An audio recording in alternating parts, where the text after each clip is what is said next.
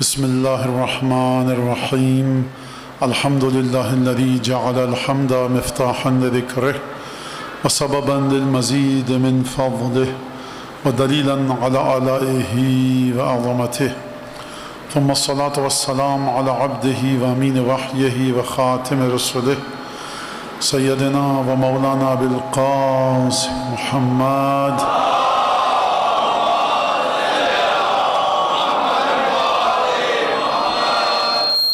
وعلى أهل بيته الطيبين الطاهرين الذين أذهب الله عنهم الرجس وطهرهم تطهيرا.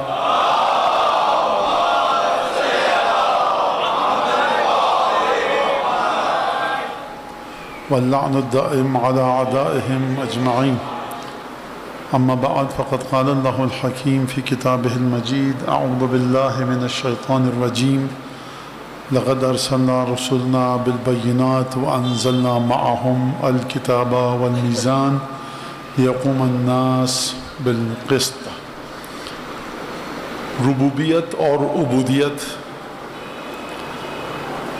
یہ آج کا ہمارا موضوع ہے اور آپ کے علم میں ہے. ابتدا ہے نام سیدنا سے ہر درود اور ہر سلام امام حسین تیرنا فاطمہ کے مادر حسین کے بابا سے بلند سے بلند کے سلوات.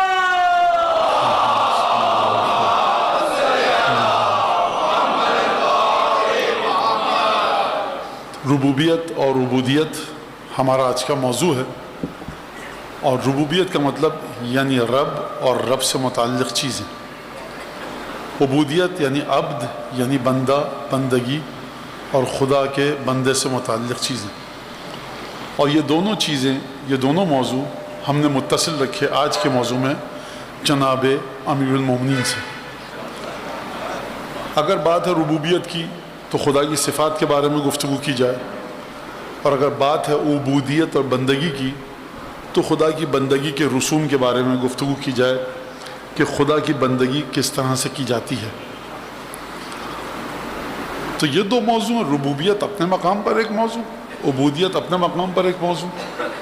تو یہ مولانا جناب امیر المومنین سے کیوں جوڑا؟ تو اس کی وجہ یہ ہے کہ کسی کی عبودیت ایسی ہوتی ہے کہ ربوبیت کا پتہ دیتی ہے.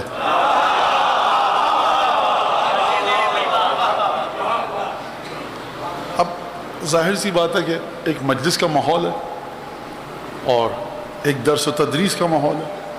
دونوں جگہوں پر تعلیمات اہل بیت کا بیان ہونا چاہیے.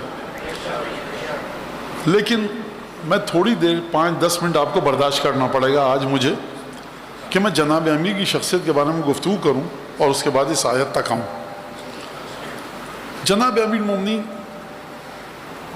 جب 2 برس کے ہوئے تو ختمی مرتبہ اپنی آغوش میں لے کر مکے میں جایا کرتے تھے. بھئی یہ کون بچہ ہے تمہارے ہاتھ میں آغوش محمد؟ فرمایا، علامہ مجلس نے بحال انوار میں روایت نقل کی ہے، ہذا ولی و وصی و خلیفتی و کہفی و زوج و کریمتی. فرمایا یہ میرا ولی ہے، میرا وصی ہے، جانشین ہے، خلیفہ ہے، میری بڑی قیمتی، عزیز، چہیتی، بلند مرتبہ بیٹی کا شوہر ہے. آخری لفظ سنیے آپ، آخری لفظ کہفی. کہف، کاف ہے فے، قرآن میں مجید موجود ہے سورہ کہف. قرآن مجید میں موجود ہے سورہ کہف. اگر آپ جا کے اس سورہ کا مطالعہ کریں تو غار میں جو لوگ اس بادشاہ کے زمانے میں چھپ گئے تھے، قرآن نے کہا 4 تھے، 5، 6، 7 معین نہیں کیا. قرآن نے کہا جو کہتا ہے 4 تھے، 5واں ان کا کتا، جو کہتے ہیں 5 تھے، 6واں ان کا کتا، 7 تھے اور 8واں ان کا کتا. رجمن بالغیب، رجمن بالغیب یہ اندھیرے میں تیر چلا رہے ہیں، کسی کو بھی تعداد نہیں پتہ. اور بزرگوں سے سنتے آئے ہیں آپ، میں بزرگوں کا جملہ نقل کر رہا ہوں، قرآن مجید سے جو نقطہ ہمارے بزرگوں نے نکالا اور جس بزرگ نے نکالا، خدا ان تمام بزرگوں کو اس کا اجر دے جو میں جملہ اب کہنے والا ہوں، میرا جملہ نہیں ہے، لیکن انشاءاللہ ثواب میں خدا مجھے شریک کرے کہ اصحاب کہف کے ساتھ جو کتا بھی جڑ گیا تو پروردگار قرآن مجید میں ذکر کر رہا ہے۔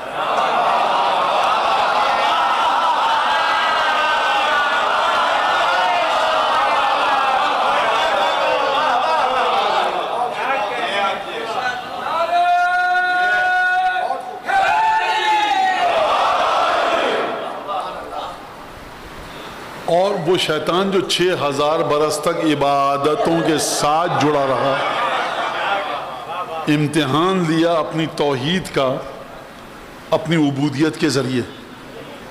آدم رب ہیں یا عبد ہیں؟ عبد الہی ہیں۔ پروردگار 6000 برس تیری عبادت کر چکا، اب یہ مٹی کے پتلے کے ذریعے کیوں امتحان لے رہا ہے؟ تو دیکھیے رسم و رواج ربوبیت کو سمجھ دیجئے۔ پہلا امتحان جو خدا کی توحید کا ہوا وہ ہوا ہی عبودیت کے ذریعے۔ عبد کو خلق کیا خدا نے اپنے، یعنی آدم، اور کہا کہ یہ ہے میرا عبد، اپنے الفاظ میں سمجھا رہا ہوں، اور فرشتوں تم جو میرے عبد ہو اس عبد کے سامنے سجدہ کرو تاکہ میری ربوبیت کے امتحان میں کامیاب ہو جاؤ۔ تو بس داستان آپ کی سمجھ میں آ گئی۔ جو ربوبیت کے امتحان کو دیکھے، یہ نہ دیکھے کہ امتحان کس چیز کے ذریعے لیا جا رہا ہے، یہ امتحان لینے والا جانتا ہے کہ کس چیز کے ذریعے امتحان لیتا ہے۔ رب کو نہ سکھاؤ کہ یہ امتحان نہ لے وہ امتحان لے، جو امتحان دے رہا اس میں کامیاب ہو جاؤ۔ لہذا خواجہ نصیر الدین طوسی بلند مرتبہ ترین علماء میں سے ہیں۔ علامہ ہلی کا آپ سب نے نام سنا ہے، اور نام ہی سن سکتے ہیں آپ، جو ان کے علمی کارنامے ہیں وہ امیر المومنین ان کو اجر دیں۔ کچھ شخصیات ہیں جو نزدیک ترین ہے، جن کی قبر روضہ منورہ جناب امیر کے، اس سے نزدیک قبر نہیں ہے۔ مقدس اربیلی ہیں، علامہ ہلی ہیں، عاشق محمد حسین اصفہانی ہیں، اور سید مصطفیٰ خمینی۔ یہ 4 لوگ ہیں جن کی قبریں بڑے نزدیک ہیں، نزدیک ترین مقام پر ہیں جناب امیر المومنین کی قبر روضہ مطہر کے۔ خواجہ طوسی بغداد میں ہوتے تھے، جو علامہ ہلی کے استاد تھے۔ علامہ ہلی نے فرمایا 20 سال میں نے شاگردی کی۔ یہ کوئی عام مولانا نہیں کہہ رہا، علامہ ہلی فرما رہے ہیں، کہہ رہے ہیں 20 سال میں نے شاگردی کی خواجہ طوسی کی، ایک مکروہ سرزد ہوتے ہوئے نہیں دیکھا۔ اچھا، جناب امیر سے محبت ہم سب کو الحمدللہ۔ کہا جب مر جاؤں، وصیت میں لکھا میرے جنازے کو کاظمین سے اٹھا کر نجف لے کر جانا، مولا کے پایتی میں مولا کے روضے میں دفن کرنا۔ وصیت نامہ لکھا، لکھ کر سوئے، رات کو دیکھا کوئی کہہ رہا ہے، خواب میں آواز آئی، کہاں پر ہیں الخواجہ طوسی؟ بغداد میں، کاظمین میں۔ کاظمین جانتے ہیں نا بچے کہ 2 امام ہیں ہمارے وہاں پر، دادا اور پوتا۔ دادا 7ویں امام باب الحوائج، اور پوتا 9ویں امام حضرت امام تقی جواد علیہ السلام۔ تو خواب میں آواز آئی، وصیت نامہ لکھ کر سوئے، امامان لا یقدران علی شفاعت رجل واحد۔ کیا لکھا تھا وصیت نامہ؟ خواجہ طوسی نے نجف لے جانا، دفن وہاں کرنا۔ آواز آئی خواب میں، کوئی کہہ رہا ہے کیا 2 امام مل کر ایک انسان کی شفاعت نہیں کروا سکتے؟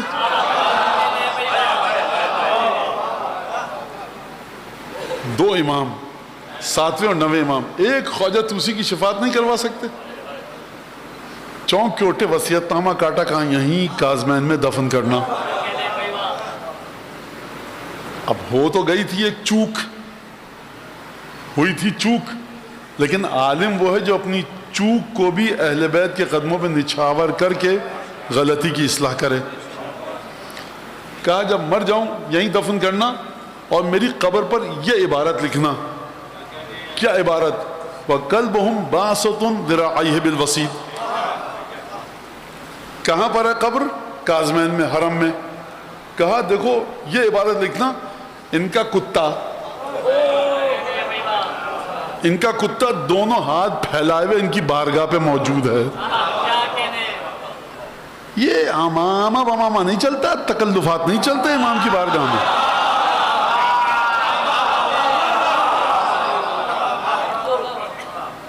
امام کی بارگاہ میں جانا ہے، عمل خالص لے کر جاؤ، ورنہ آپ نے امامے کی توہین کر دی. اگر توہین کرنی ہوتی سر پہ لگا کے نہیں آتا. مشکل آپ کے معاشرے کی مشکل یہ ہے کہ امام کی توقیر میں اس معاشرے کو ہر ایک کی توہین نظر آتی ہے. بھائی امام کی توقیر ہو رہی ہے. خواجہ توسی سے پوچھو جا کر کہ خواجہ توسی ہیں کیا؟ کوئی ایک علم اس کا نام بتائیے اس زمانے کے جس میں خواجہ توسی نابلد ہوں اور کسی علم میں صاحب نظر نہ ہوں. قلب ذرا حی ہے، دونوں ذرا اپنے کھولے ہوئے، ان کا کتا ان کی درگاہ پر ہے، اپنے بارے میں کہہ رہے ہیں. یہ تواضع آپ کو ملی ہی فقہاء اور علماء سے ہے کہ جنہوں نے اس طرح سے آپ تک ولایت کو پہنچایا. تو گفتگو کہاں سے چلی تھی، کہاں پہنچ گئی؟ ایک درود پڑھیے محمد آل محمد.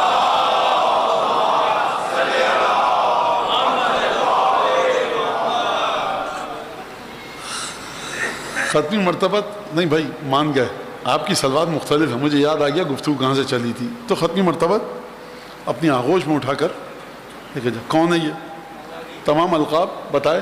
آخر میں ایک جملہ ہے کہف، غار. کہف کا مطلب غار بھی ہے، لیکن قرآن میں غار کے لیے دو لفظ آئے ہیں. ایک الغار، جوں کا تو اردو کا لفظ غار، اور غار کے لیے کہف بھی آیا ہے قرآن میں سورہ کہف میں کہ جب انہوں نے پناہ لی غار میں جا کر. تو کہف اور غار میں کیا فرق ہے؟ غار بھی اس سوراخ کو کہتے ہیں کہ جو پہاڑ کی کھو میں ہو، اور کہف بھی اسی غار کو کہتے ہیں جو پہاڑ کی کھو میں ہو. دونوں میں فرق کیا ہے؟ اہل بیت کے لیے غار کا لفظ استعمال نہیں ہوا ہے، اہل بیت کے لیے کہف کا لفظ استعمال ہوا ہے. تو غار و کہف کا مطلب ہر غار کہف نہیں ہوتا، لیکن ہر کہف غار نہیں ہوتا. غار اور کہف دو مختلف چیزیں ہیں. کہف کس غار کو کہتے ہیں؟ کہف اس غار کو کہتے ہیں جو پناہ گاہ ہو. اگر آپ کسی پہاڑ کی کھو میں ایسے سوراخ میں بیٹھے ہیں جہاں دشمن جانور آ کر حملہ کر دے تو یہ غار ہے، کہف نہیں ہے. پہاڑ کی وہ کھو، پہاڑ میں وہ سوراخ جس میں دشمن نہ آ سکے، سیلاب نہ آ سکے، جانور حملہ نہ کر سکے، جس میں آپ ہر خطرے سے محفوظ رہیں، اگر غار ایسا ہے تو پھر وہ غار نہیں ہے، وہ کہف ہے. اصحاب کہف نے غار میں پناہ دی تھی، لیکن کیونکہ مضبوط غار تھا اس لیے کہف کہا گیا. شعبان کی دعا میں آپ کیا پڑھتے ہیں؟ آل محمد کے لیے ظہر کی نماز سے پہلے زوال کے وقت کہ آل محمد وہ ہیں شجرۃ النبوہ و موضع الرسالہ و مختلف الملائکہ و محبت الوحی و معدن الرحمہ. اور اس کے بعد آپ کیا پڑھتے ہیں؟ وہاں پر یہ ہے الکہف الحفین و غیاث المضطر المستقیم. آل محمد غار نہیں ہیں، آل محمد کہف ہیں. کون سی پناہ گاہ؟ الحصین، بلند، جس کی دیواروں سے کوئی عبور نہیں کر سکتا. کوئی کا مطلب کیا ہے؟ چاہے دنیاوی شیطان ہو چاہے وہاں کا شیطان ہو، کوئی عبور نہیں کر سکتا. وغیاث المضطر المستقیم. اور آل محمد مدد کا جواب دیتے ہیں اس مسکین بیچارے درماندہ بد نصیب انسان کی کہ جو حالت اضطرار میں ہے، جس کو کہیں سے مدد ملنے کا امکان نہیں ہے، وہ آئے آل محمد کے دروازے تک، ان سے مدد مانگے، کیونکہ یہ خدا کی بنائی ہوئی پناہ گاہ ہیں. عجیب جملہ ہے یہ. تو جناب ختمی مرتبہ جناب امین کے بارے میں کیا فرما رہے ہیں؟ یہ میرا وصی ہے، خلیفہ جانشین ہے، تھی عزیز از جان، لاڈلی چہیتی، بلند پایا، بلند مرتبہ بیٹی کا شوہر ہے، اور کہفی، یہ میری پناہ گاہ ہے.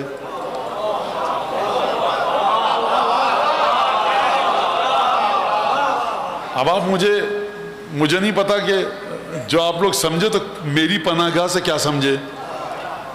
دو معنی آپ سمجھ سکتے ہیں میری پناہ گاہ سے. ایک معنی یہ ہے کہ جب تم ڈھونڈو کہ رسول خدا کی پناہ گاہ کہاں ہے یا رسول اللہ ہمیں آپ کی پناہ میں آنا ہے تو دیکھو میری پناہ گاہ ہے علی. دوسرا مطلب اس کا یہ ہے کہ جب مجھے بھی پناہ کی ضرورت ہوتی ہے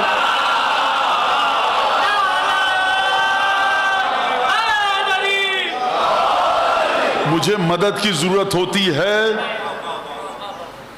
تو میں علی کو بلاتا ہوں. رسول خدا کو کسی پناہ کی ضرورت نہیں ہے. امیر المومنین نے فرمایا جو کچھ میرے پاس ہے وہ میرے بھائی کا دیا ہوا ہے. یعنی یہ جو یا علی مدد کے وقت امیر المومنین آپ کے دلوں پہ نظر کرتے ہیں یہ بھی رسول خدا کی مدد ہی ہے. لیکن ایک مشکل ہے بڑی کہ رسول خدا فرمائیں جو مجھ سے چاہیے دے دیا سب علی کو, اب جو چاہیے ان سے لو. جب امیر المومنین کی خود گواہی موجود ہے کہ میرے پاس جو کچھ ہے بھائی کا دیا ہوا ہے. اگر شب ہجرت سویا ہوں تو رسول خدا کی دی ہوئی بہادری سے, بدر خیبر خندق احد حنین میں جو بہادری کے جوہر دکھائے ہیں رسول خدا کی بہادری سے. اور اگر کل کا جملہ آپ کے سامنے واضح ہے کہ مواسات نہیں, معذرت وہ کہیں اور پڑھا تھا میں نے, یہاں نہیں پڑھا تھا, وہ یہ ہے کہ جو جملہ ہے کہ امیر المومنین رسول خدا کی جان ہیں, رسول خدا کی روح ہیں, ایک ہی شجرے سے دونوں کی خلقت ہوئی ہے, ایک ہی نور سے دونوں کی خلقت ہوئی ہے, تو اب علی ابن ابی طالب جو بھی کر رہے ہیں اسی شجرے کے طفیل کر رہے ہیں کہ جس شجرے سے رسول خدا کو لیا گیا. لیکن اس شجرے کا انعام علی پر کیوں آیا, کسی بنو ہاشم کے اور جوان کی طرف کیوں نہ گیا؟ کیونکہ رسول رحمت للعالمین ہے, لہذا رسول کی رحمت جو اپنے شجرے میں موجود علی ابن ابی طالب پر آئی یہ بھی رسول کی برکت سے آئی, رسول کے طفیل آئی. لہذا امیر المومنین ہر مقام پر آپ سے آپ کو یہ کہتے ہوئے دکھیں گے میرے پاس جو کچھ ہے رسول کا ہے. یہ ایک بڑا اہم مسئلہ ہے ہمارے عقیدے کا, جو کچھ ہے رسول کا ہے, لیکن رسول کہیں گے دیکھو سب کچھ دے دیا علی کو, اب علی کے پاس جاؤ, علی کو ہٹا کے ہمارے پاس مت آنا. یہ آپ کا عقیدہ ہے.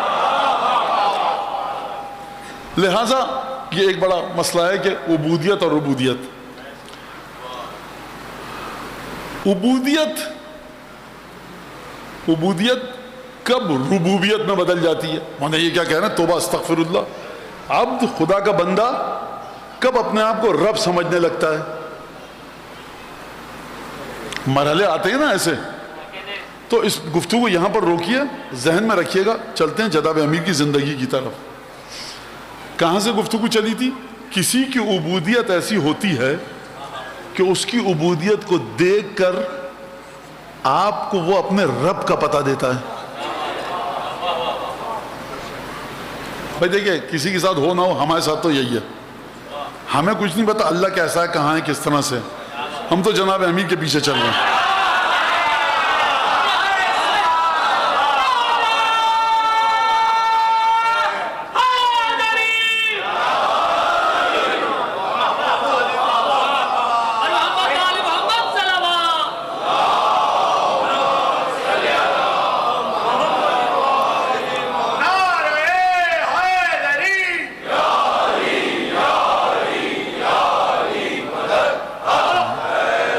اگر زحمت نہیں ہے, ڈسٹرب تو نہیں کرے گا اس سے, بہت ہلکا کر کے چلا دیں تاکہ.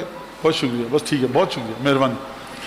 ایک شخص تھا نجف میں, بالکل ان پڑھ بیچارہ, لیکن بڑا خلوص سے جو عبادت کرتا تھا, خلوص سے, جیسی کم و کمی بیشی جو بھی اپنے سیکھا ہوتے ہیں, آخری کوشش کر لی, لیکن اس میں غلط عبادت ہے بھی صحیح, جان بوجھ کر کرنا تو غلط ہے, لیکن جو بیچارے نے سیکھ لیا.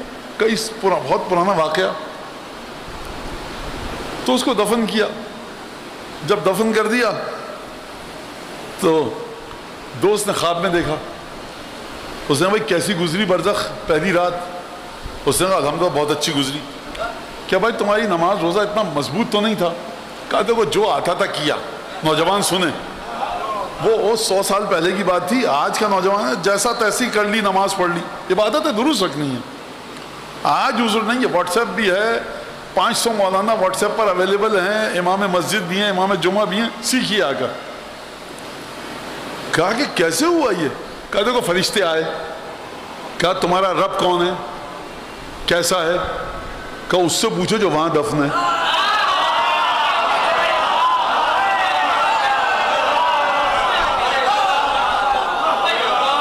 جو اس کا رب ہے وہی میرا رب ہے. کہا تمہارا رسول کون ہے؟ کہا جو اس کا ہے وہی میرا ہے. کہا قبلہ کون سا؟ کہا جو اس کا قبلہ وہی میرا. کہا کتاب کیا؟ بھائی جو وہ کہے. جو سوال کیا؟ بھائی جو وہ کہہ رہا ہے سچ کہہ رہا ہے. میں کہاں ان پڑھ آدمی سے پوچھنے آ گئے. دیکھیے غلط جگہ پہ ذہن نہ چلا جائے. بس مولانا ہم نماز روزہ سب چھوڑ دیا اور جو آئے گا فرشتہ تو ہم کہیں گے جو ان سے پوچھو. حضور عبادت سے منہ موڑنے والے کا رشتہ ہی ٹوٹ سکتا ہے دنیا میں. ولایت جائے گی تو اشارہ کرے گا نا مومن وہاں پر. جب قبر میں لے کر جائے گا تبھی کہہ پائے گا. لہذا ولایت کو بچانے کے تمام اسباب دنیا میں مہیا کرنے ہیں. حرام حلال سے کسی کو چھٹکارا نہیں ہے, حرام اور واجب سے. یہ بات ہو رہی بیچارہ جو کوشش کی لیکن ولایت مضبوط تھی. جو سوال کیا ان سے اس سے. اب فرشتوں نے ایک دوسرے کی طرف دیکھا کہ جواب تو نہیں دے رہا لیکن ایسے کی طرف جانے کا اشارہ کر رہا ہے کہ بھائی ہماری تو ہمت نہیں اس سے پوچھنے کی.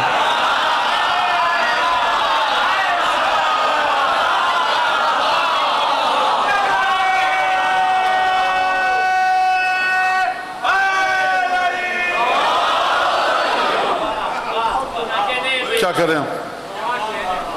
فرشتے چلے گئے. خواب دیکھ رہا تھا, چونک کے اٹھ کے بیٹھ گیا. اب مجلس ہوتی تھی شب جمعہ کو, دعا کمیل ہو رہی ہے, جیسے دعا توسل ہے, دعا ندبہ, جو ہماری دعائیں ہوتی ہیں اس میں 20-25 منٹ ایران عراق میں کوئی عالم دین گفتگو کرتے ہیں کسی بھی موضوع پر جو تعلیمات اہل بیت سے ہو. کوئی بھی موضوع ہو, کسی بھی حوالے سے, عبادت, اصول دین, فروع, کوئی بھی جو مومنین کے دلوں کو معرفت میں اضافہ کر سکے. اور 20-25 منٹ کی تقریر کی ایک عالم نے. اب وہ حلقہ تھا دعا کمیل, دعا توسل, حدیث کے سوالوں کا. بیٹھ گئے, چائے وائے پینے لگے. کہا کہ حضور قبلہ ایک خواب دیکھا ہے عجیب. کیا؟ وہ جو ہمارے ساتھ ہوتا تھا اس کے بارے میں یہ دیکھا ہے خواب اور یہ. تو کہیں واہ سبحان اللہ کیا بات ہے بھائی. عالم نے کہا کچھ سال گزرے, کافی سال گزرے, اس عالم کا انتقال ہو گیا. اس عالم کو اسی نے خواب میں دیکھا کہ حضور آپ کی کیسی گزری. کہا بھائی ہم نے بھی وہی جواب دیے فرشتوں کو جو ہمارے اس دوست نے دیے تھے. تو کہنا پھر کیا ہوا؟ کہا فرشتوں نے دیکھو بات سنو, اس نے دے دیے صحیح تھا, یہ تمہارے سر پہ جو امامہ تھا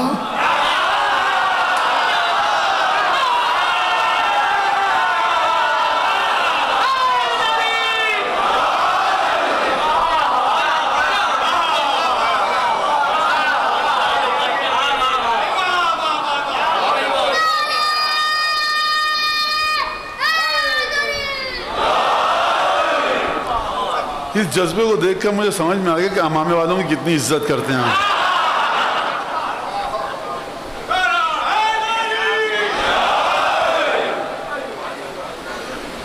کیا کہوں سر کا. لہٰذا انسان کو عبودیت سیکھنی ہے معصومین سے. اور آخری درجہ جس کے بعد کوئی درجہ نہیں ہے یہ ہے القول ما قالوا بہی آل محمد والدین ما دانوا بہی. دین وہ ہے جو آل محمد لے کر آئے, قول وہی حق ہے جو آل محمد نے کہا. عمل میں کمی بیشی ہو جائے رفع کیجئے عمل کو. قضا روزے رکھے انسان, یہ کس نے کہا؟ یہ معصومین نے بیان فرمایا. لہذا گفتگو ہو رہی ہے عبودیت کے ذریعے آپ ربوبیت تک پہنچیں.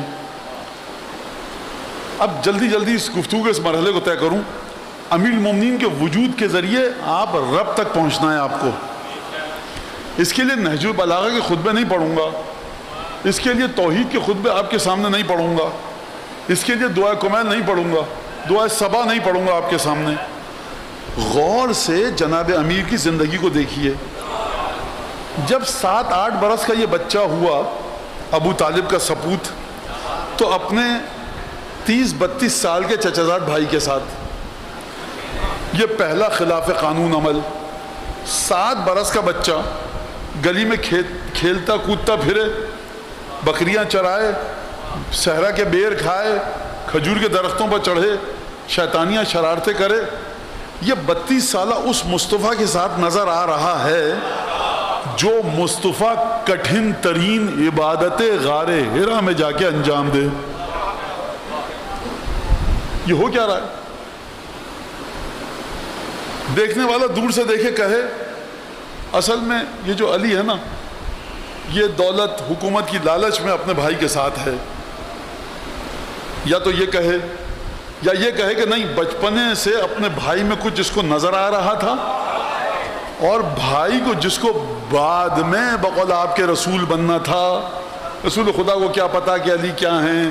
رسول خدا تو دیوار کے پیچھے نہیں دیکھ سکتے، رسول خدا سو رہے ہوں تو رسول خدا کو کچھ نہیں پتا، اور رسول خدا تو نعوذ باللہ خودکشی کرنے والے تھے، رسول خدا کو نہیں پتا جبریل ہے کون ہے، یہ قرآن نازل ہوا ہے کیا ہے، مجھے کسی عیسائی عالم کے پاس لے کر جاؤ۔ اب اگر کل کوئی عیسائی آ کر کہ اچھا رسول ہے تم لوگوں کا، عیسیٰ سے مدد مانگتا تو تب بھی دل خوش ہو جاتا تمہارا، یہ تو عیسیٰ کے امتی سے مدد مانگ رہا ہے کہ بتاؤ بھیا یہ ہو کیا رہا ہے میرے ساتھ؟ جو رسول خود محتاج ہے ہدایت میں عیسائیوں کی، اس کے ماننے والے عیسائیوں سے کہیں کہ ہماری طرف آؤ۔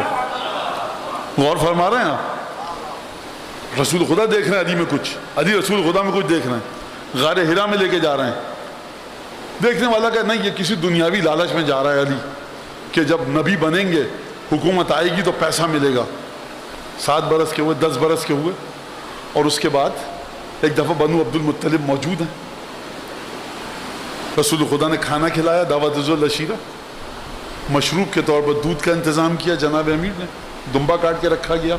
امیر مومنین فرماتے ہیں بنو ہاشم، بنو عبد المطلب سب نے کھا لیا، حتیٰ انگلیوں کے نشان موجود تھے سینی میں سے، لیکن غذا جوں کی توں باقی رہی۔ یہ ہوا کیا؟ یہ بنو عبد المطلب کو، قریش کو اپنا پہلا معجزہ دکھانا تھا، لیکن جس کی عقل پہ پتھر پڑے وہ نہیں دیکھ سکتا۔ دیکھا کس نے؟ 10 برس کے علی نے۔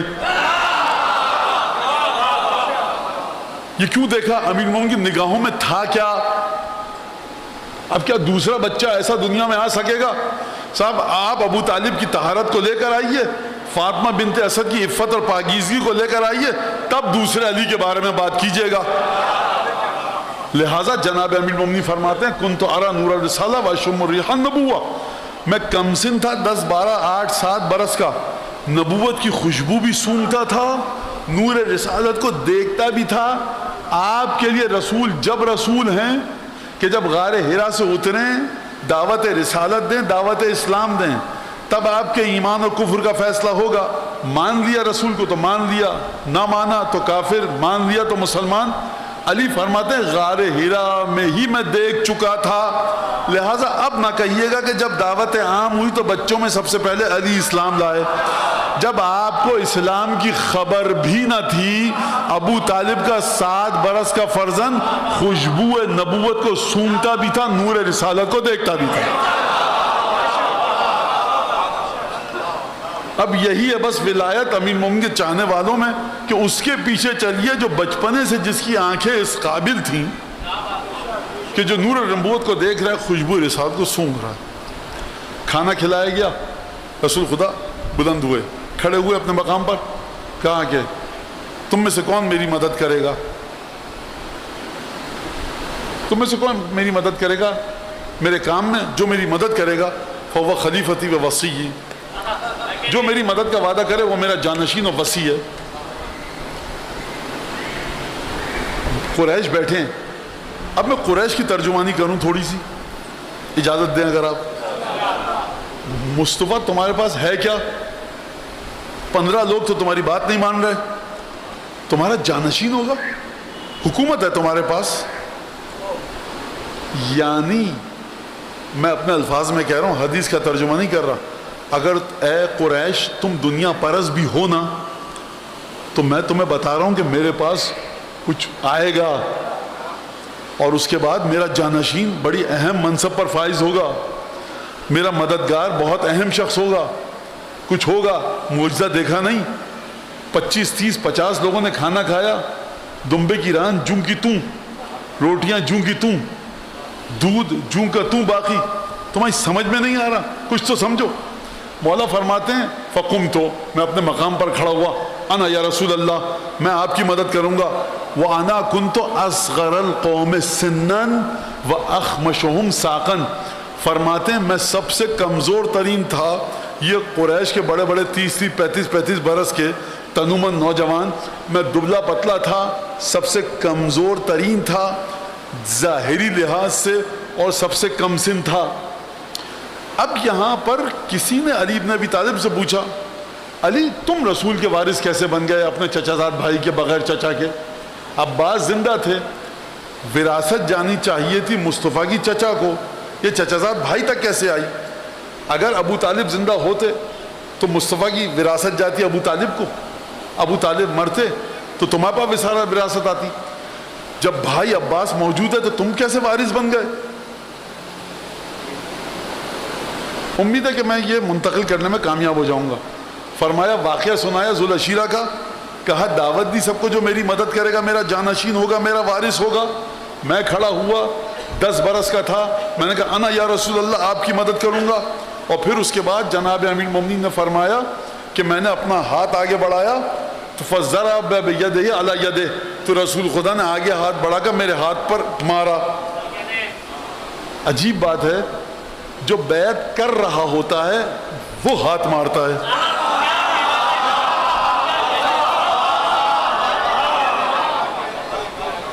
جو بیعت کرتا ہے وہ ہاتھ رکھتا ہے. بیعت کر رہے ہیں جناب امیر، ہو رہی ہے رسول خدا کی. کوئی یہ خیال عقیدہ غلط اپنے ذہن میں نہ لائے کہ ختمی مرتبت نے بیعت کی، بلکہ میں ذاتی خیال اپنا اگر ظاہر کروں کہ رسول خدا کو اتنا اچھا لگا، اتنے مشعوف ہوئے، اتنی مسرت ہوئی کہ صبر نہیں کیا اور اپنا ہاتھ علی کے ہاتھ پر مارا. علی بن ابی طالب خود اپنے مقام پہ کھڑے ہوئے. جب کسی نے انکار کر دیا، سب نے کہا کہ ہم مدد نہیں کر سکتے، کوئی اپنے مقام پر کھڑا نہیں ہوا، تو صاحب وہ جو دعوت ذوالعشیرہ میں علی اپنے مقام پر بلند ہوئے تھے، وہاں سے مطالعہ شروع کیجئے جناب امیر کی شخصیت کا. اور آج آئیے جنگ خندق کے خیمے میں، وہاں بھی علی کھڑے ہوئے تھے، جنگ خندق کے خیمے میں بھی علی کھڑے ہوئے تھے. تو اب ان دونوں نقطوں کے درمیان جناب امیر کا مطالعہ کیجئے. دیکھو یہ علی دولت چاہتے تھے، علی سمجھ گئے کہ رسول خدا کو کچھ نہ کچھ ملے گا، میرا جانشین ہوگا. علی نے معجزہ دیکھ لیا تھا، دنیا کی خاطر کھڑے ہو گئے. ٹھیک ہے، زمانہ آگے بڑھا. اب علی ابن ابی طالب کتنے برس کے ہو گئے؟ علی ابن ابی طالب ہو گئے 23 برس کے. ہجرت کا واقعہ پیش آیا. اب جو دنیا پرست ہوگا وہ بادشاہ کے ساتھ ساتھ جائے گا.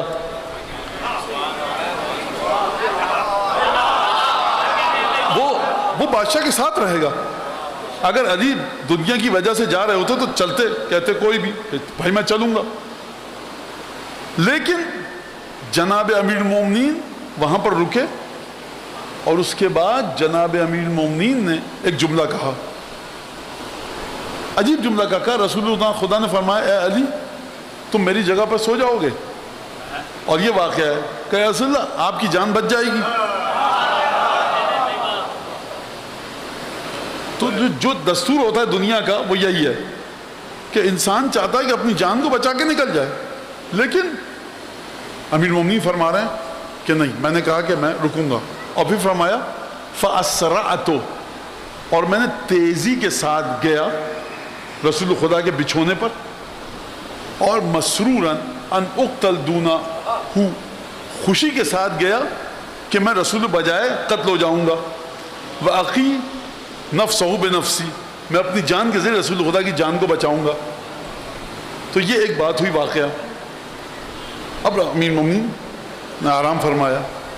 اب جو زیارت میں لفظ ہے جناب امیر مومنین کی وہ ہے البائت علی فراشہ. النائم علی فراشہ نہیں ہے، سوئے نہیں تھے، رات گزاری بچھونے پر. خوب توجہ کیجئے گا، دونوں میں فرق کیا ہے؟ دونوں میں فرق یہ ہے کہ علی بن ابی طالب کو بار بار کروٹیں بدلنی تھی تاکہ دشمن جو دیوار کی اوٹ سے دیکھ رہا ہے وہ سمجھتا رہے کہ کوئی چادر کے نیچے ہے. ایک اور میں جملہ کہوں آپ سے اب یہ زیارت کا ترجمہ کیا ہم نے، البائت علی فراشہ.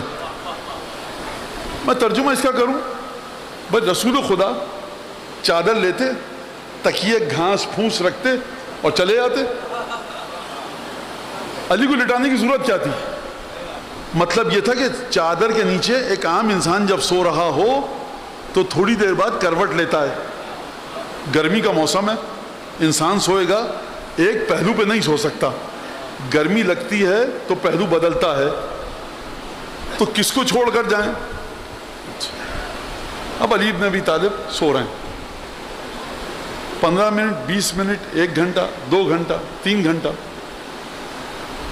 اب علی کو اطمینان ہو جائے کہ رسول خدا نکل چکے ہیں مدینہ کی حدود، مکے کی حدود سے، تو اب کہا بھائی دیکھو مارنا مت، میں علی ہوں، محمد تو گئے. لیٹے رہے سکون کے ساتھ. فجر سے پہلے دروازہ توڑا گیا اور تمام کے تمام کفار قریش ایک دفعہ انہوں نے حملہ کیا جناب امیر پر تلواروں کے ساتھ. منصوبہ یہ تھا کہ جناب امیر المومنین کو اس طرح سے قتل کیا، رسول خدا کو اس طرح سے قتل کیا جائے کہ خاندان بنو ہاشم بدلہ نہ لے سکے، اتنے قبیلوں والے مل جائیں. خدا کا کرنا یہ ہوا کہ اچھا جب دروازے سے پھان کر یہ کفار آئے اور علی بن ابی طالب کے کانوں میں آواز آئی تو اب یہ وہ مقام تھا، علی چادر پھینکتے کہتے بھائی علی ہوں مارنا مت. سانس روک کر لیٹے رہے کہ یہ سمجھے میں رسول ہوں مجھے مار دیں. یا علی ایک سوال ہے آپ کی بارگاہ میں، جب آپ کو مار دیتے تو تب تو چادر اٹھا کے دیکھتے علی ہے، کہتے ارے غلط آدمی کو مار دیا، گھوڑوں پہ بیٹھو چلو. کتنا فرق آتا بغیر علی کو مارے ہوئے تعاقب کرنے میں اور علی کو مار کے تعاقب کرنے میں. جملہ مشکل ہے، سمجھ رہے ہیں نوجوان؟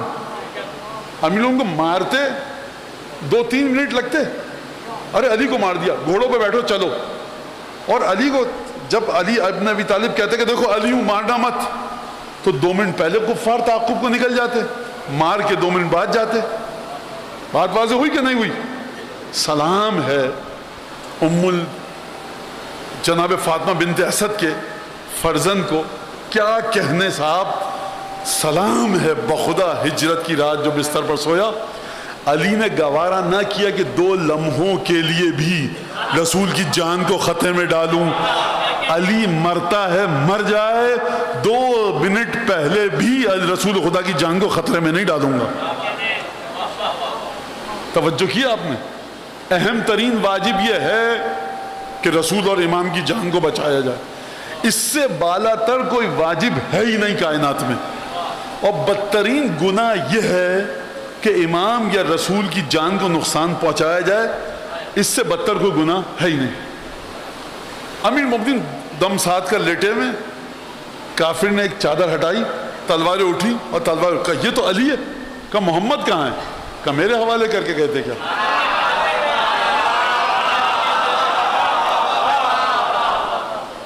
رک جائیے، مجھے نہیں پتا آپ کیا سمجھے، یہ کس کا جملہ ہے؟ 15-20 تلواریں. بجلی آ چکی تھی مکے میں، اندھیرے میں ہر آن دھوکہ تھا کہ علی دھوکے میں مارے جاتے. 15-20 تلواروں کو اپنے سر پہ دیکھ کے جو بڑے آرام سے جواب دے کہ کیا میرے حوالے کر کے گئے تھے، اس کے قلب کی طاقت کا آپ اندازہ کر سکتے ہیں. اور اس کے بعد گفتگو ہوئی، گفتگو بحث میں بدلی، بحث تکرار میں بدلی. شیخ صدوق نے لکھا فَنَّاحَسْتُ إِلَيْهِمْ بِالسَّيْفِ، میں تلوار اٹھا کر ان بدبختوں کے پیچھے بھاگا، سب کو بھگایا. کتنے برس کے علی ہیں؟ 23 برس کے. کہاں جنگ سیکھی ہے، کہاں تلوار چلانا سیکھی ہے، مکے میں کتنی جنگوں میں شرکت کی ہے؟ صاحب میری سمجھ میں نہیں آیا کہ نوجوان 22 برس کا لڑکا، 23 برس کا لڑکا 15-20 قریش کے نامور پہلوانوں کو بھگا دے. اور قریش کے کفار سے کو پوچھے میاں بھاگ کیوں رہے ہو؟ اس علی نے تلوار چلانی کس سے سیکھی ہے؟ آج تک یہ نوجوان لڑکا ہے، نہ تو یہیں پہ قتل کر دو.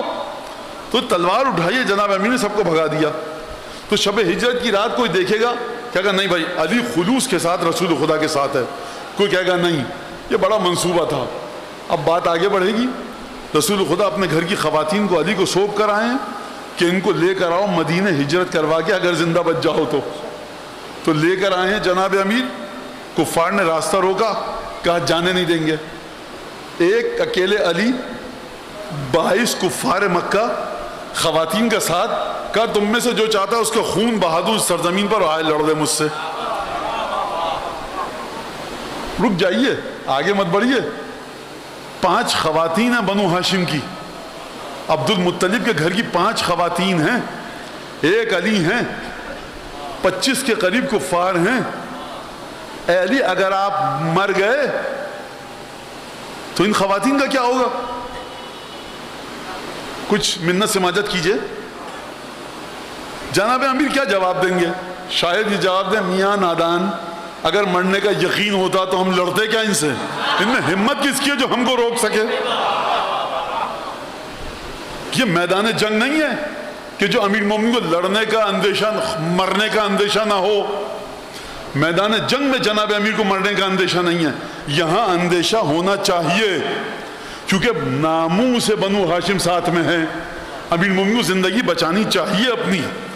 تو امیر مومن جو ناتجربہ کاری کے عالم میں بقول دنیا والوں کے اکیلا لڑنے پہ تیار ہو اور جملہ کہے کہ تم میں سے جو چاہتا ہے کہ اس کا خون زمین پر بہہ جائے وہ آئے مجھ سے لڑ لے, میرا راستہ روک لے. سب چپکے سے چلے گئے. پہنچے مدینے, رسول خدا مدینے کے باہر, اور پھر اس کے بعد دونوں امیر مومنین رسول خدا مدینے میں داخل ہوئے.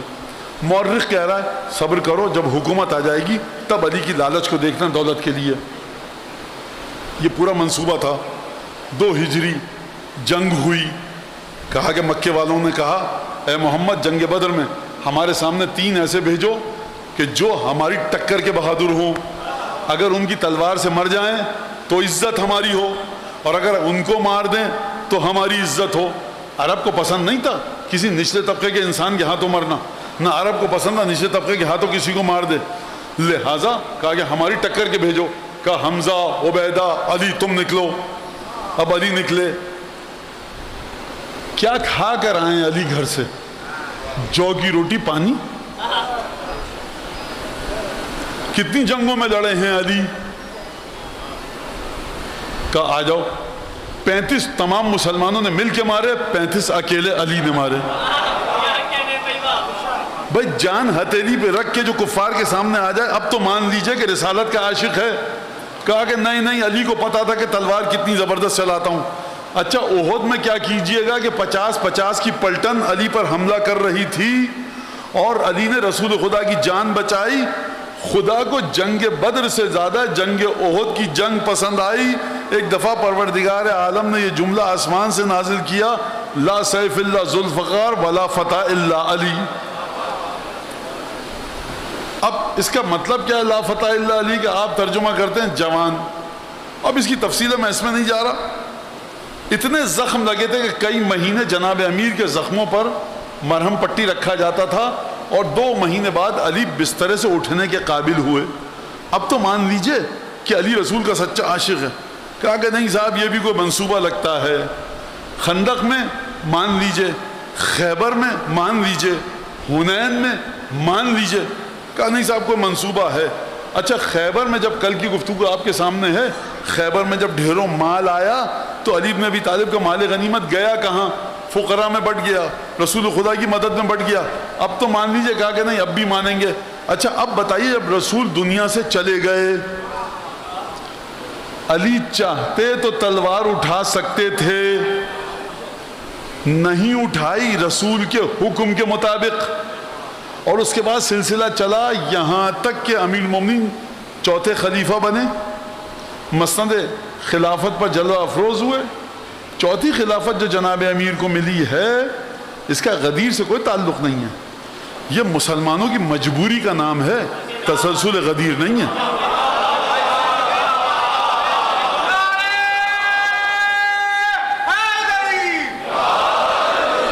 لہذا یہ ایک بڑی عجیب بات ہوئی. اب جو شخص پہلے دن خلافت پر بیٹھے 25 برس اس کی فکر کے خلاف حکومت قائم ہو, 25 برس کے مسائل کو وہ کیسے سدھارے گا؟ یہ ایک سوال. اور ایک عجیب جملہ کہا کہ دیکھو دعونی والتمسوا غیری, مجھے چھوڑو کسی اور کو ڈھونڈ کے اپنا بادشاہ بناؤ. یا علی کیا آپ میں طاقت نہیں ہے حکومت کی؟ جملہ سنیے، فَإِنَّ مُسْتَقْبِلُونَ أَمْرًا ذُو وُجُوهٍ وَأَلْوَانٍ لَا تُقُومُ لَهُ الْقُلُوبُ وَلَا تَثْبُتُ لَهُ الْعُقُولُ. ہم ایسے رنگ برنگے حالات کا سامنا کرنے والے ہیں کہ نہ جس میں تمہاری عقلیں ٹھہریں گی نہ دل قابو میں رہیں گے. وَلَمْ أُصْغِ إِلَىٰ قَوْلِ الْقَائِلِ وَعَدْ بِالْعَاطِفِ. اور دیکھو بات سن لو، 25 سال بعد حکومت مل رہی ہے، میں کسی سرزنش کرنے والے کی سرزنش نہیں سنوں گا اور نہ کسی مشورہ دینے اور رستہ دکھانے والے کے مشوروں پر عمل کروں گا. یا علی کر لیجئے، کیا برا ہے؟ شاید جواب دیں اگر ان کے مشورے پر عمل کر لوں تو ایک جملے کے رسول خدا کی حرمت پامال ہو جائے گی. اگر ان کے مشوروں پر عمل کروں تو اس کا، یہ میں اپنے الفاظ میں سمجھا رہا ہوں، اگر ان کے مشورے پر عمل کروں اس کا مطلب ہے کہ رسول ان کے پیچھے نماز پڑھتے رہے. اگر ان کے مشورے پر عمل کروں تو اس کا مطلب ہے کہ رسول ان کے پیچھے ان کی اقتدا کرتے رہے. مولانا کیا مطلب اس جملے کا؟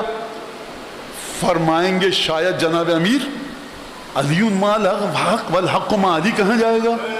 انا مدینۃ العلم وعلی بابوہا کہاں جائے گا؟ انا مدینۃ الحکمت وعلی بابوہا کہاں جائے گا؟ میں حکمت کا دروازہ ہوں، میں علم کا دروازہ ہوں، حق میرے پیچھے چلتا ہے، یہ مجھے حق دکھائیں گے تب حق میری سمجھ میں آئے گا. تم مجھے دیکھ رہے ہو ایک حاکم کے طور پر. مجھے یاد ہے جب 2 برس کا تھا تو رسول خدا نے کہا تھا یہ میرا جانشین ہے. مجھے مجھ سے پچھلے والے بزرگوں کا جانشین مت سمجھنا، میں رسول کا جانشین ہوں. اور پھر اس کے بعد اس سے پہلے جب حکومت کی پیشکش ہوئی کہا علی آئیے، خلیفۃ المسلمین اللہ کو پیارے ہو چکے ہیں، قتل ہو گیا ان کا، آپ آئیے. اور بزرگان نے فیصلہ کیا ہے کہ پچھلے جو بزرگ گئے ان کے بعد آپ آئیے. شرط 3، قرآن پہ عمل کریں گے؟ بالکل. رسول خدا کی سنت پر؟ بالکل. کہا جو گزشتہ بزرگ تھے ان کی سنت پر؟ کیا قرآن اور رسول خدا؟ نعم بالکل کروں گا، لیکن بزرگان کی سنت پر عمل نہیں کروں گا. اچھا تھا بھائی جائیے گھر واپس. علی آ گئے، رک جائیے ذرا. کہہ دیتے کہ ہاں عمل کروں گا، حکومت تو آنے دو ہاتھ میں، پھر تو قرآن کے مطابق چلاؤں گا. ضمیر گوارا نہیں کرتا علی بن ابی طالب کا کہ میں کچھ ایسی بات کروں کہ جو آئندہ نہ کر پاؤں لیکن جھوٹا وعدہ دے کر مسند حکومت پر آؤں. یہ تو جناب امیر اب آئیے، جنہوں نے بلایا تھا ان کو کتنا اعتماد ہے؟ بھائی علی تم سے اختلاف رکھتا ہے، تمہاری دشمنی چل رہی ہے، ٹکراؤ کی کیفیت ہے علی کے ساتھ تمہاری. یہ اعتماد کیوں کر رہے ہو علی کے اوپر کہ علی کہہ دیں گے کہ ہاں سنت پر عمل کروں گا تو کریں گے؟ ہو سکتا ہے علی تم سے کہہ دیں، اے مدینے کے بزرگ صحابیوں، اگر علی تم سے کہہ دیں ہاں عمل کروں گا، اور جب بیٹھ جائیں کہ سب سے پہلے ان کو گرفتار کر کے پھینکو جیل میں، اگر علی نے یہ کہہ دیا تو کیا کر لو گے؟ اختلاف رکھنے والا دشمن بھی کہے گا علی نے ایک دفعہ اگر ہاں کہہ دیا پھر اوچھے ہتھ کنڈوں پہ علی نہیں اترتا. یہ عادت ہی نہیں ہے. اب آپ سمجھے، میں رب کی ربوبیت کو ایسے عبد کے ذریعے سمجھوں گا کہ دشمن بھی جس کی عبودیت کی گواہی دے.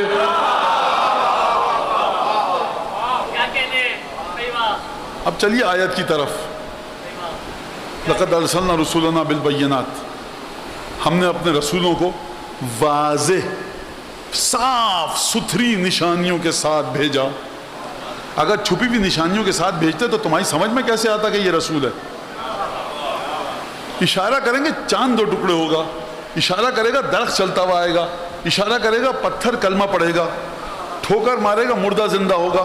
واضح روشن، کوئی گرد و غبار نہ ہو. لقد ارسلنا رسولنا بالبینات، ہم نے اپنے رسولوں کو بھیجا کھلے ہوئے ثبوتوں کے ساتھ، واضح ثبوتوں کے ساتھ.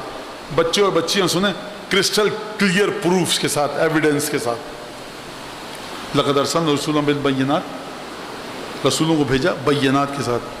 وانزلنا معہم الکتاب والمیزان، اور ہم نے رسولوں کے ساتھ ساتھ نازل کیا کتاب کو بھی اور ترازو کو بھی، کتاب کو بھی اور ترازو کو بھی، آدم سے لے کر مصطفیٰ خاتم المرسلین تک صلی اللہ علیہ وآلہ وسلم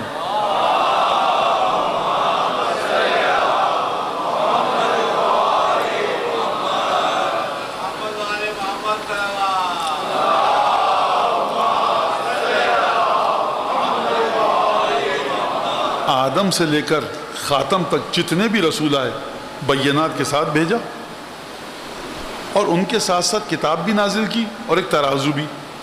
پروردگار رسول بھیج رہا ہے تو ان کے ساتھ کتاب کیوں؟ آواز آئی بھائی کتاب تو آئے گی۔ پروردگار ترازو کیا کام کرے گا؟ ترازو تو تولتا ہے۔ 1 کلو دال لینے گئے، یہاں دال رکھی، اب تو وہ ڈیجیٹل بیلنس آ گئے ترازو۔ شاید ہو آپ کے بازار میں کہیں دکان میں یہ والا ایک پلڑے میں دال رکھی، 1 کلو کا باٹ رکھا، دیکھا یہاں جھک رہا ہے دال کم کی، وہاں جھک رہا ہے دال زیادہ کی، تول کے دے دیا۔ ترازو تولتا ہے۔ تو رسول کے ساتھ جو ترازو نازل کیا، کیا تولے گا؟ پروردگار فرمایا ہم نے کتاب بھی نازل کی اور ترازو بھی رکھا۔ تو یہ ترازو تولے گا کس کو؟ بھائی سیدھی سی بات ہے، رسول کے ساتھ کس چیز کو نازل کیا خدا نے؟ عبودیت کو۔ رسول کس لیے آئے؟ عبودیت سکھانے آئے۔ فزکس کیمسٹری تو پڑھانے آئے نہیں تھے، عبودیت سکھانے آئے۔ تو تلے گی بھی عبودیت۔ اب کیسے عبودیت تلے گی؟ دعائے ندبہ کا جملہ، لولا انت یا علی، اے علی اگر میرے بعد تو نہ ہوتا صاحب ایمان پہچانا ہی نہ جاتا۔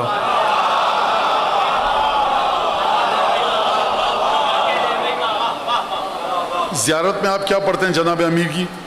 السلام علیکہ ایہا الصراط المستقیم ودین اللہ القویم ویا میزان الاعمال۔ اے علی ابن ابی طالب، تو صراط مستقیم ہے، تو خدا کا مضبوط دین ہے، اور تو کائنات کے تمام انسانوں کے اعمال کو تولنے والا ترازو ہے۔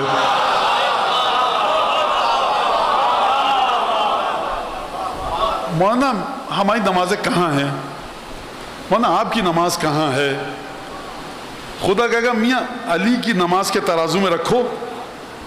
خوب توجہ کریں بچے، یہ پتھر 1 کلو کا ہے، یہ 4 موبائل 1 کلو کے ہیں، یہ میری گھڑی 1 کلو کی ہے، وہ اینٹ 1 کلو کی ہے، وہ تالا 1 کلو کا ہے، مثالیں گنتے رہیے۔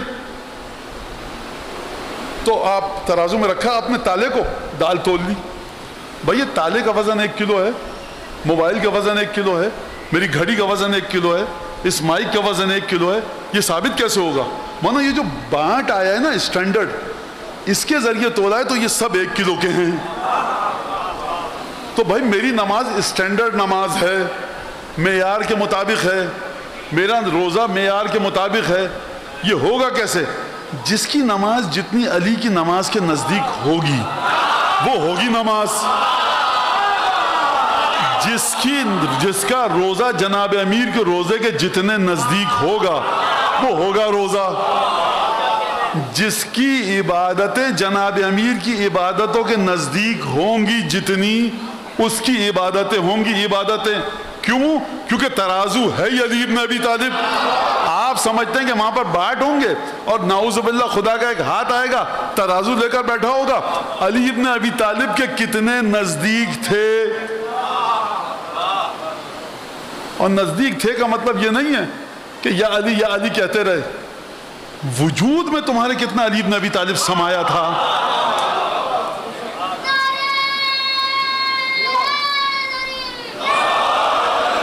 گناہ کو سامنے دیکھ کر دل کتنا دہلتا ہے۔ ٹی وی پہ جو آ رہا ہے دیکھو، یا علی وارث، نہیں میں کھیل تماشا نہیں کرو ولایت کے ساتھ، نہ فضول بات نہیں۔ مولانا ہم جب حجاب سمجھ میں آئے گا تب کریں گے، نہیں بٹیا نہیں یہ نہیں چلے گا، تم عزا خانے کی رونق کو بٹیا آؤ، اگر پردہ نہیں بھی کرتی ہو تمہارے قدم سر آنکھوں پر سیدہ کی مہمان ہو، کوئی توہین نہیں کر سکتا میں، لیکن تمہاری یہ بات غلط ہے کہ تم کہو کہ نہیں بس سب چلے گا سب ٹھیک بس یا علی، نہیں، ولایت کس طرح سے ہو، قبر میں لے کر جائیں گے تبھی کہہ پائیں گے بھائی اس سے پوچھو.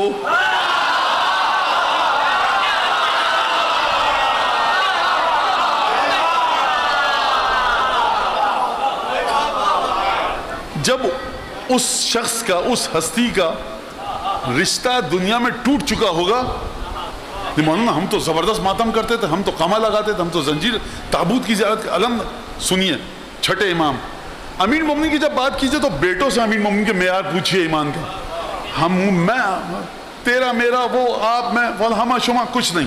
چھٹے امام فرماتے ہیں ایمان دو طرح کا ہے, مستقر اور مستودع. مستقر وہ جو تم لوگوں کے دلوں میں جم چکا ہے, موت کے بعد بھی اس کو لے کر جاؤ گے قبر میں. اور مستودع یہ دنیاوی زندگی کے لیے دیا گیا ہے, موت سے پہلے چھین لیا جائے گا. زندگی بھر علی علی کیا, موت کے وقت چھین لیا گیا تو وہاں بھی علی نہیں دکھ سکتے. جو اپنی قبر میں لے کر جائے گا ولایت کو, وہ وہاں جا کے ان سے پوچھو, ان سے پوچھو. آخری جملہ اب عبودیت امیر مومنین کے ذریعے مولانا آپ نے تو بات تو کر لی, کیسے سمجھے؟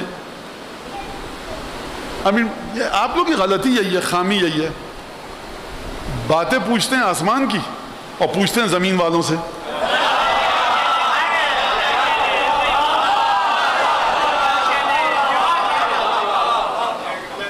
جرت ہے طاقت, ہمیں علی علی کرنا ہے علی علی. جاؤ جا کے دعا کمیل کا ترجمہ پڑھو, جاؤ جا کر حدیث قصہ کا ترجمہ پڑھیے, جائیے جا کر دعا صبا پڑھیے, آپ کے مولا کی دعائیں. دیکھیے استغفار کا طریقہ کیا سکھایا سید سجاد نے. مکارم الاخلاق پڑھیے, آسمان کی بات ہے, آسمان والوں کی. آپ کے گھر میں شیخ عباس قمی, خدا مقام کو بلند کرے, درجات بلند, مغفرت فرمائے, بہترین قبر کو کشادہ کرے, بہترین میوے عطا فرمائے بہشتی شیخ عباس قمی کو. 14 معصومین کی یونیورسٹی آپ کی الماری کے طاقچے پر رکھوا دی ہے. آپ جا کر دیکھیے, اس کو پڑھیے جا کر, اس کے اندر جو چیزیں ہیں. یا علی حدثنا شیخ مفید, علی کچھ بات چیت ہو, کچھ نئی تازی. علی بن ابی طالب کے پاس آئے ہو, تمیز ہے, تہذیب ہے, حدثنا, یا علی کچھ بات چیت کیجئے. بھائی تم اپنا مسئلہ پوچھو اور نکلو. کہا کہ لا طاقت لکم, برداشت نہیں کر پاؤ گے. کہا کہ لابد لنا, لابد, ضرور نہیں, چھوڑیں گے نہیں, تم سمجھاؤ. مطلب میری باتوں کے معنی تم نہیں سمجھ سکتے, کہوں گا کچھ سمجھو گے کچھ, میں تشریح پیش کر رہا ہوں. کہا کہ نہیں کچھ تو بتاؤ. بقول میرے ہم بھی فارغ ہیں, تم بھی فارغ, نعوذ باللہ, الیاذ باللہ, بیٹھے ہو مسجد میں. تو کہا کہ اچھا چلو مسجد سے باہر نکلو. گھر میں لے کے گئے, بیت الشرف میں بیٹھے, کنڈی لگائی دروازے کی. اب اگر کوئی عقلمند ہوتا تو کنڈی لگاتے ہوئے دیکھ کر خود ہی بھاگ جاتا کہ اب یہاں پر گفتگو ایسی ہوگی. دروازہ بند کیا کہ کوئی اندر نہ آئے. تم نے کہا یا علی بات کیجئے. فرمایا انا الاول انا الاخر انا الظاہر انا الباطن.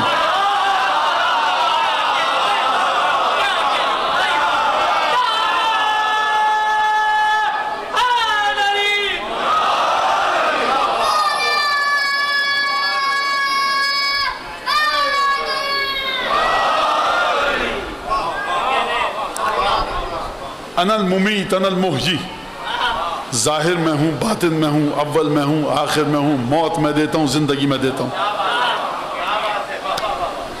کھڑے ہوئے اور بھاگے کمرے سے باہر. کفر علی ابن ابی طالب, کافر ہو گیا, کافر ہو گیا علی. اب جب یہ دوڑ کر بھاگے کنڈی کی طرف تو کنڈی کھولی. مولانا نے اشارہ یا باب استمسک علیہم, دروازے کھولنا مت.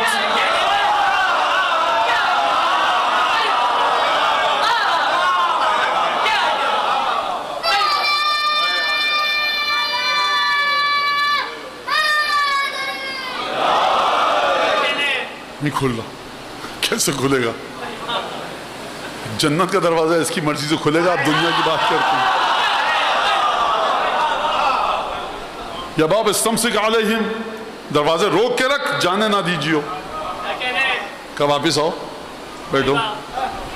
کہا تھا نا میری باتوں کو کہیں اور لے کے جاؤ گے. یہ میرے سمجھانے کی. کہا کہ آپ فرمائیے.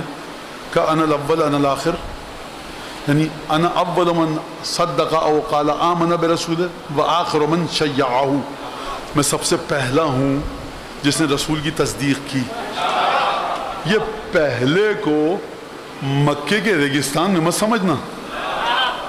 اول من آمن برسول اللہ، اور سب سے آخری تھا جس نے رسول کو لحد میں اتارا. انا الظاہر انا الباطن، انا عندي علم الظاہر انا عندي علم الباطن. ظاہر قرآن کا بھی علم میرے پاس ہے، باطن کا بھی علم میرے پاس ہے. انا الممیت انا المحیی، زندہ میں کرتا ہوں، مردہ میں کرتا ہوں. رسول خدا کے کردار کو زندہ میں نے کیا، جو رسول کے کردار سے آ کر ٹکرا رہا تھا بدعت، اس کو مردہ میں نے کیا.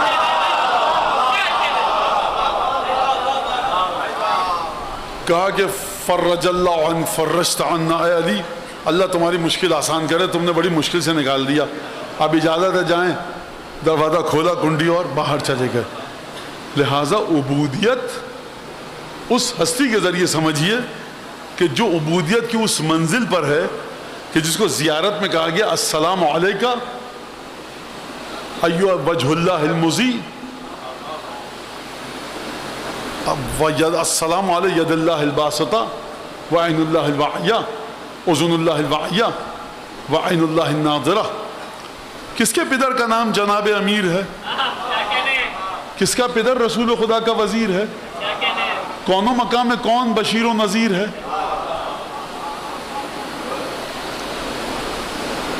عجیب ہے. میر انیس کس کا پدر رسول خدا کا وزیر ہے؟ وہ کون ہے جو صاحب تاج و سریر ہے؟ تاج و سریر، تاج اور تخت، رسول کا وارث کون ہے؟ وہ کون ہے؟ بنیاد کفر کس نے جہاں سے مٹائی ہے؟ کس نے علی کے دوش پہ معراج پائی ہے؟ پیدا ہوا جو کعبے کے اندر وہ کون ہے؟ اتری جسے یہ تیغ دو پیکر وہ کون ہے؟ چیرا ہے جس نے مہد میں اجدر وہ کون ہے؟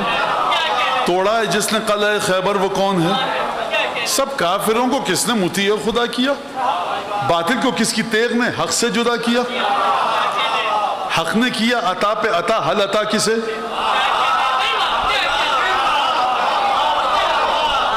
کہتی ہے خلق بادشاہ قل کفا کسے؟ کونین نے ملا شرف انما کسے؟ حق نے کیا عطا پہ عطا، حل عطا کسے؟ کونین نے ملا شرف انما کسے؟ کہتی ہے خلق بادشاہ قل کفا کسے؟ اور دنیا میں کون منتظم کائنات ہے؟ یہ کس کے صدقے سے کائنات چل رہی ہے؟ انیس کہہ سکتے دنیا میں کون منتظم کائنات ہے؟ انیس کہہ سکتے تھے کس ہاتھ کو خدا نے کہا میرا ہاتھ ہے؟ انیس نے یہ نہیں کہا. کس ہاتھ کو خدا نے کہا میرا ہاتھ ہے؟ انیس نے یہ نہیں کہا.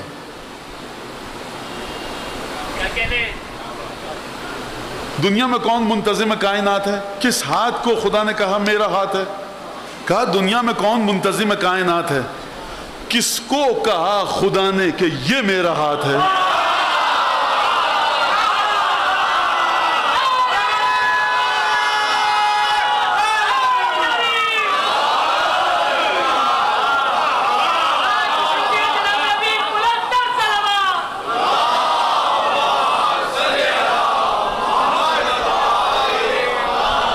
بھوکے کو کس ولی نے کیا 3 روز سیر؟ کہتی ہے کس کو خلق دو عالم خدا کا شیر؟ کس کی سخا کا غل ہے عراق و حجاز میں؟ بھوکے سائل کو کس نے دی ہے انگوٹھی نماز میں؟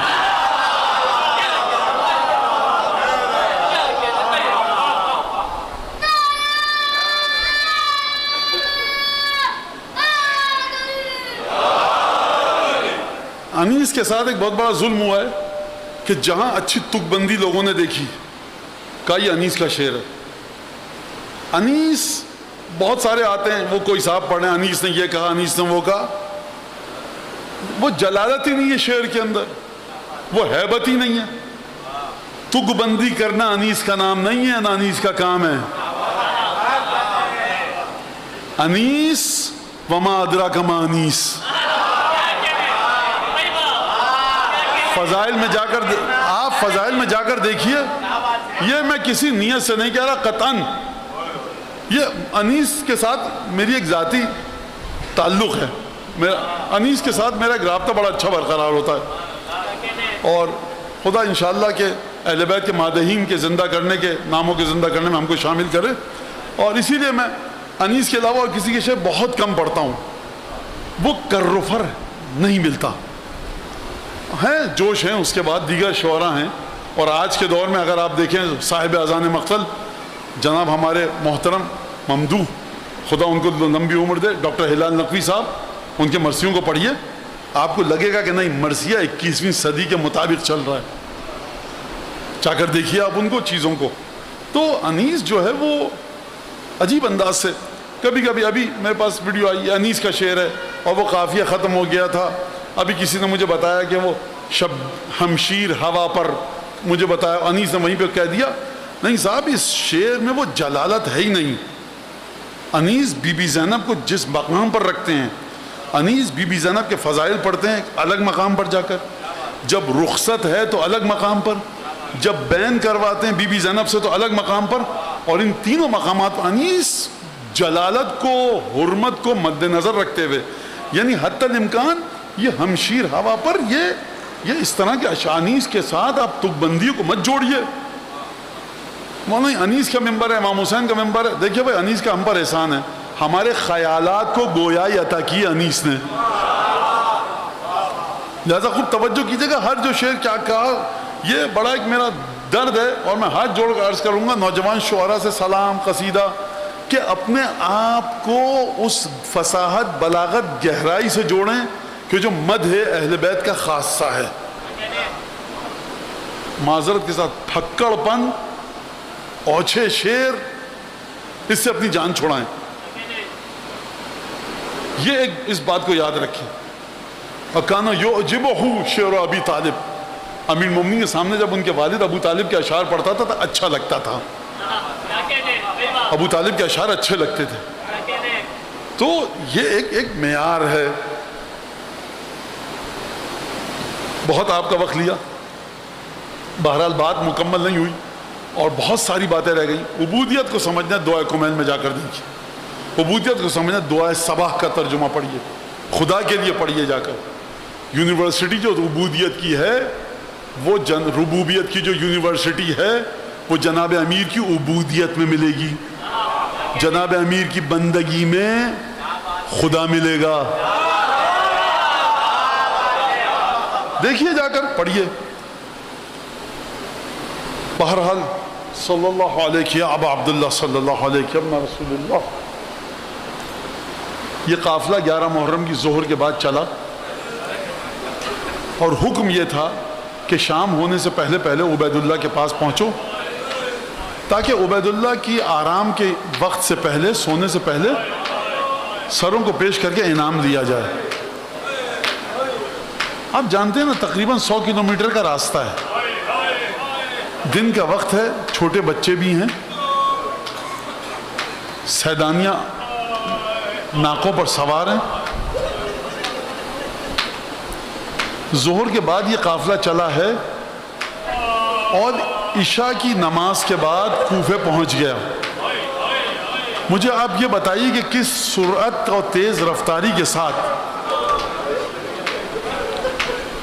اب آپ کی سمجھ میں ہمارے بعض بزرگوں کا جملہ آیا, ذاکرین خطبہ جو پڑھتے ہیں ایک جملہ کہ بعض بچے ناکوں سے گرے ہیں.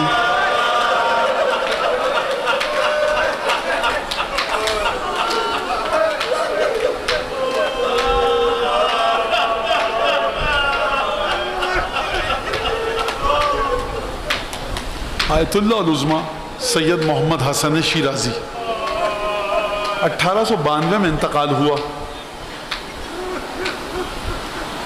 اس سے پہلے کہ میں اس واقعے کو پڑھوں, 2 جملے سن لیجئے. علامہ بحر العلوم نے نقل کیا ہے, اب اس طرح سے بتایا ہے, میں وہی نقل کر رہا ہوں آپ سے. سید الشہداء قرآن کی تلاوت فرما رہے تھے, قرآن کھول کر دیکھ کر پڑھ رہے تھے. اتنے میں شہزادی زینب داخل ہوئی. سید الشہداء نے قرآن بند کیا اور قام اجلالا لہا, پورے قد سے شہزادی کے استقبال کے لیے کھڑے ہوئے. میں جناب سیدہ کی بارگاہ میں، امیر المومنین کی بارگاہ میں بڑے ادب سے ایک درخواست کروں گا، یا علی، اب یہی وسیلے ہیں ہمارے پاس آپ کے بچوں کی یاد منانے کے، اور یہ آپ کے بچوں کے چاہنے والے بیٹھے ہیں، آپ کی اولادوں کی چاہنے والیاں مومنات بیٹھی ہیں، اس کے علاوہ کوئی اور کیا ذکر کرے انسان. تو سید الشہداء پورے قد سے کھڑے ہوئے استقبال کے لیے جناب زینب. یہ واقعہ ذہن میں رکھیے گا، میں دہرا نہیں پاؤں گا. 1892 میں انتقال ہوا سامرہ میں. ایک عالم آئے، آیت اللہ العظمیٰ نے کہا 11 محرم کی مجلس منعقد ہو. بیٹھے آ کر فرش ازا پر، تمام فقہا مجتہدین موجود. ذاکر سے کہا کہ مصائب پڑھنے شروع کرو. ذاکر نے کہا دخلت زینب علی ابن زیاد، زینب ابن زیاد کے دربار میں داخل ہوئی. آیت اللہ نے امامہ پھینکا، منہ پر تماچے مارے، ماتم کرنا شروع کیا. بلند آواز سے آیت اللہ العظمیٰ محمد حسن چیخ کا گریہ کیا. ظہر کی اذان میں کافی وقت باقی تھا. واقعے کو پڑھیں نا لگے گا کہ 40-50 منٹ، آدھا گھنٹہ باقی تھا. حضرت آیت اللہ سرکار آدھے گھنٹے 40 منٹ تک کم از کم تماچے مار مار کے روتے رہے. امامہ دوبارہ سر پہ نہیں رکھا.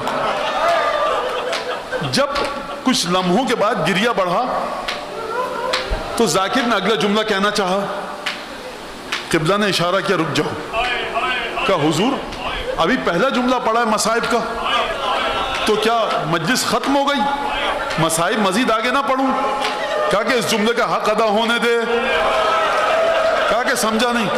کہا تو مجھے یہ بتا، علی کی گود کی پالی زینب کبریٰ کی خون کے طہارت کی وارث ابن زیاد جیسے غلیظ آدمی کے دربار میں داخل ہو، وہ ملعون تخت پر ہو، علی کی بیٹی ہاتھ بندھے ہوں، میں حضرت حجت کی بارگاہ میں ایک جملہ کہوں گا، اے امام زمانہ،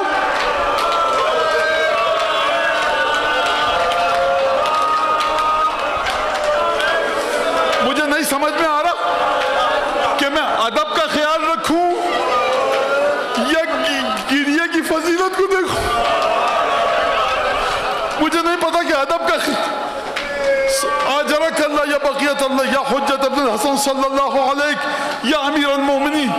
بس میں ایک جملہ کہوں گا، آقا سید الشہداء اگر آپ ہوتے، اب میں کیسے بتاؤں یہاں پر، ایک وہ مقام تھا جب خدا کی حجت جنت کے جوانوں کا سردار